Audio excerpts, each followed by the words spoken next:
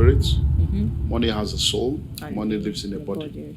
And then we also looked into mammon, being the spirit of money. Yeah. Then I think we also looked at secret court and secret place one time when they were asking whether the conclave is a secret court or whatever. So I said it over and over again. You are either in the secret court or you are in the secret place. Now, the Bible there is saying that money is the hidden riches of secret places and the treasures of darkness. It means that money is not accessible and available without a journey. So you have to journey from where you are to where the money is. And there are secrets that will help you to be able to locate money. Yeah.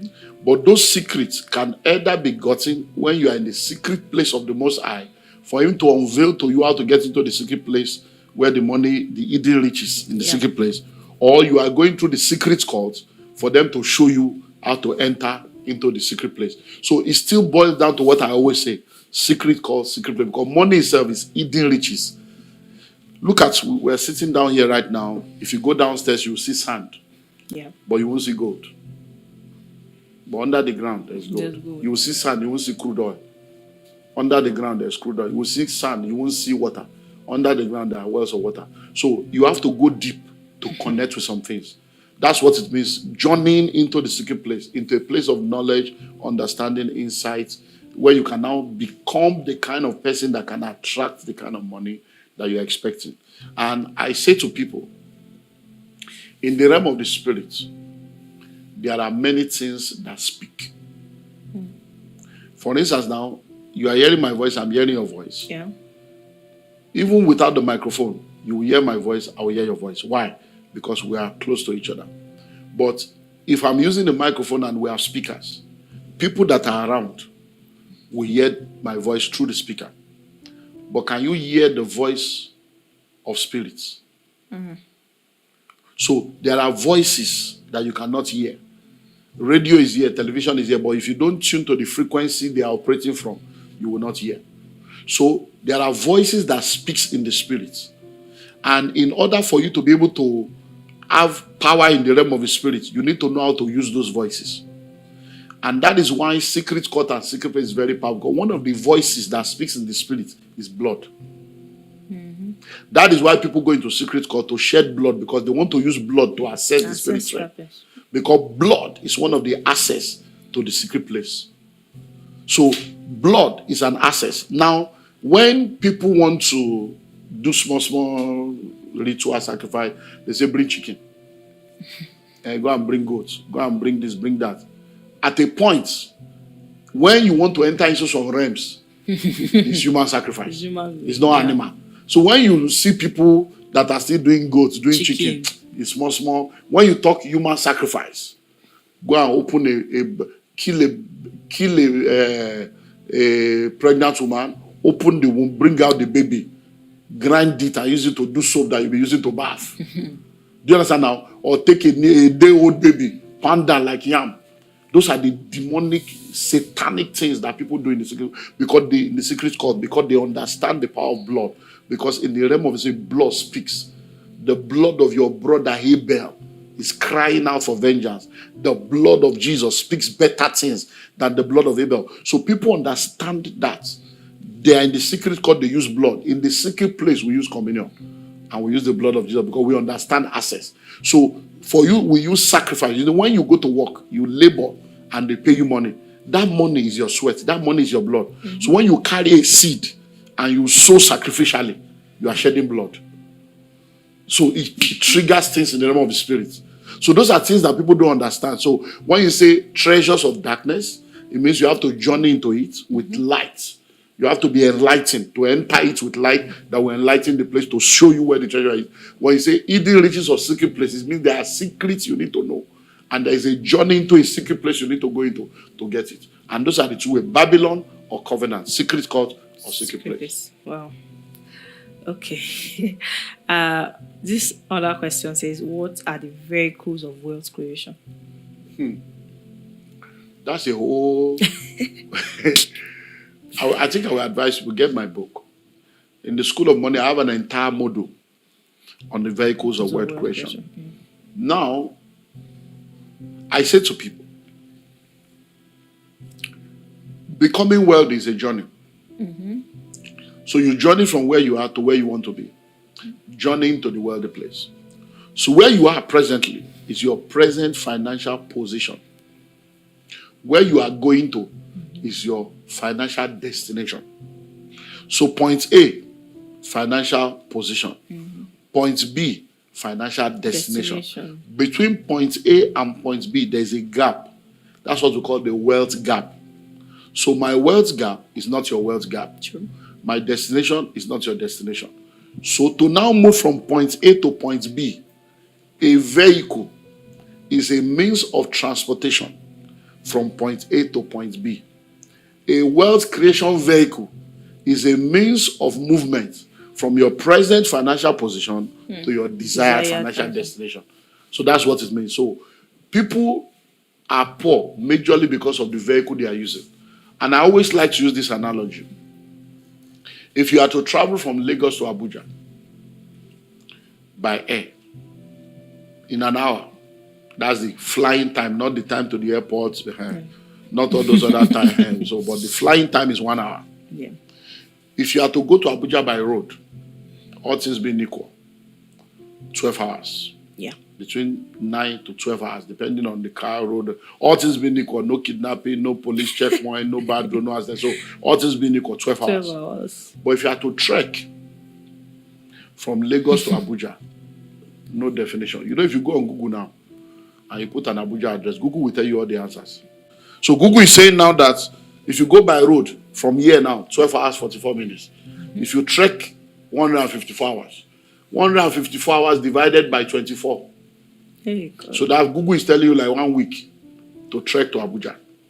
But somebody flying will use 1 hour. 1 hour. So that is the way wealth vehicles are. Are you seeing it now? Yeah. So if you are a salary earner, you are trekking to the wealthy place. Are you getting it? So when we say salaries cannot make you wealthy, what we mean is salary alone. Okay. Because if you earn salary, you are earning an income. If you do the right thing with the income and you invest well, you can still become wealthy as salary. But salary alone can also, it's like you are trekking. So most salary earner have never seen 1 million before in their life until they retire 35 years later when they collect their pension or gratuity and they pay them 2.5 or 3 million. So it takes 35 years to have 3 million once cash. Right. For some of them. So that is why they are trekking. So if you trek, you may never arrive. So that is so in the vehicles, I talk about the trinity of wealth creation. Just about trinity of money, trinity of wealth creation. So for the vehicle, trekking is what many people use, and that is salary. But the three major vehicles that will help anybody is number one, entrepreneurship. It's a very powerful vehicle, which is starting your own business, having a business that belongs to you that you run, entrepreneurship.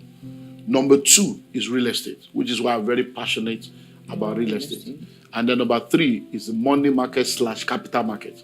So money markets are treasury bills, mutual funds, bonds, but capital market is stocks and shares. But we combine them together. So if you put all this together, then it will help you. Number four is intellectual property, coming up with your own, or you can still put that under business, or you can put it as a separate entity, intellectual property. So these are vehicles. So if you read Pathway to Wealth or School of Money, you see all the vehicles. Yeah. But majority of the people in our world today are trekking, and that's earning salary and depending on salary alone. So that's what the vehicle is all about. So the vehicle you use determines how fast you go, determine how early you arrive.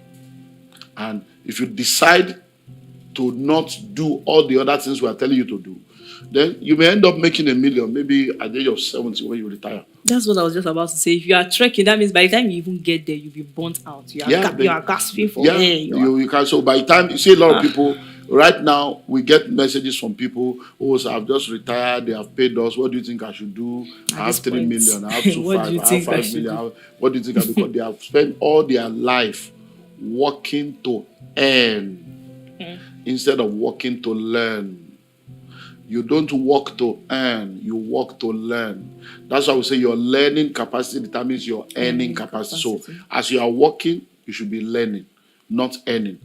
And when they now finish after 35 years, 36 years, 37 years, they have 3.5, they have 5 million, they have 7 million. They don't know what to do because they have never learned anything. They will now end up going to put the money in one scheme. And then they will kryptonize their life. or forex it and send them to the forest. Speaking of crypto, it brings me perfectly to my next question. So, in recent times now, we have people that are involved in this crypto tap tap. This tap tap tap tap tap. I don't know if you've heard of it. So, do you think it's something worth investing your time and money?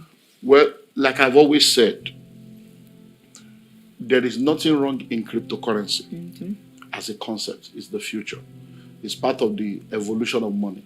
Yeah. Money has evolved from the agrarian age to the industrial age to the technological age that we're in right now. So money is evolving. So cryptocurrency is a major legal, global, acceptable reality of the future. And the future is now. So there's nothing wrong in that. But majority of what people are doing now that they call crypto are nothing but just corrupt and fraudulent platforms that people have put together to deceive people that are not ready to learn. So a lot of people have all kinds of crypto coins that they are mining all over the world. Many of those platforms are in Kenya, Tanzania, Zambia, in some forest somewhere. Some guys just sit down together, put everything together, and they are deceiving people and deceiving people. And a lot of people will plug in and they will tell them they are mining it. Don't worry, after 24 months, by the time it's done like it, you will make 100 million. So there is nothing wrong in crypto. So if you decide to do it, all I will tell you is investigate before you invest, trust but verify, do your due diligence, get expert opinion, and be sure you know what you are doing.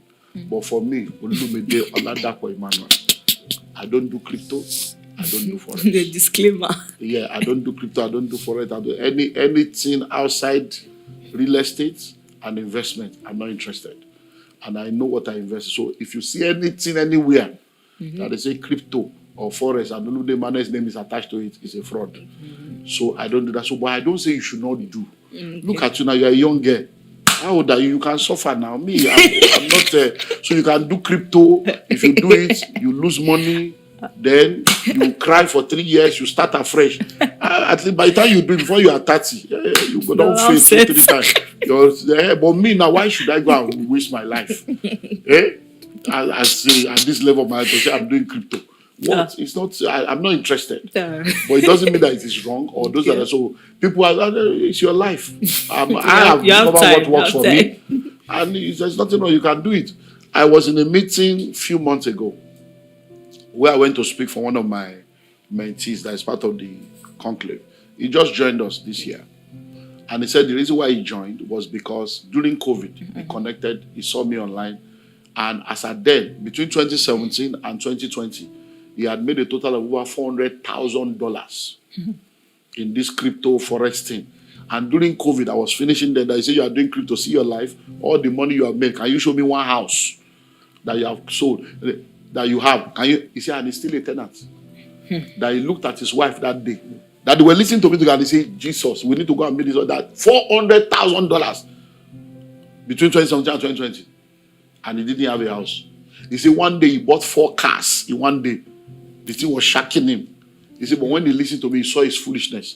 And he told himself, it's time to move this money, the little I have, to begin to do something meaningful. So now, if he had common sense and he had investment mentality, if you do 400,000 in crypto, why not remove 300 cash and leave 100 and carry that 300 and have a whole estate that belongs to you? Do you know what $300,000?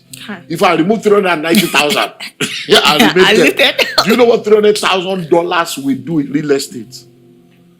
That means you can have, let's say, a bungalow. I can show you a place where you can get correct bungalow for 25 million. So that means you can buy like 10 20 bungalows. Yeah.